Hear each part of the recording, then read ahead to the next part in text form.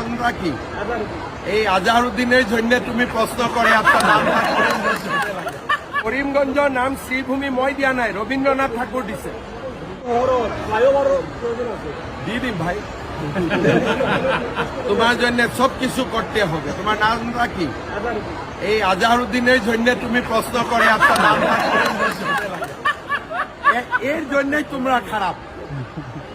আজহারউদ্দিন যখন রবীন্দ্রনাথ ঠাকুরের জয়গান গাবে তখনই ভারতে সবকিছু ভারতীয় হয়ে যাবে। যখন আজহারউদ্দিন করিমগঞ্জের ফেভারে কবে তখন তো হবে না।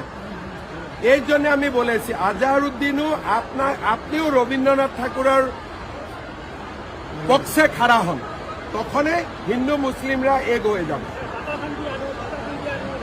আমি ঠিক ধরেছি, হ্যান্ডশেক লাগা। আজহারউদ্দিন জিন্দাবাদ, বড় প্লেয়ার ছিল ক্রিকেটে বলে ক্ষমা কৰিছে। কোন নিতুমণি শইকীয়া মানে কোন হয়? মইতো প্ৰতিদিন নাচাওঁৱে, মই জিন্দগীত প্ৰতিদিন দেখাই নাই। আৰে ভাই আপুনি কৈ আছে টিভিটোতো মই চাব লাগিব। এইটো টিভি হ'ল অসমৰ লাষ্ট টিআৰপি, তো মই first and second TRP channel চাওঁ। লাষ্ট টিআৰপি চেনেল কোনে চাব? চাব নেকি কোনোবাই? ফাৰ্ষ্টটো চাব, ছেকেণ্ডটো চাব। এতিয়া ফাৰ্ষ্ট আৰু ছেকেণ্ডত কি ওলাইছে এইটো কওক।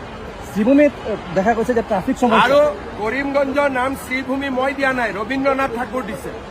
তো এই মানুষজন রবীন্দ্রনাথ ঠাকুরের উপরের মানুষ নাকি? এই যেটা মানুষের আপনারা নাম কয়েছি এটা কি নোবেল বঁটা পাইছে?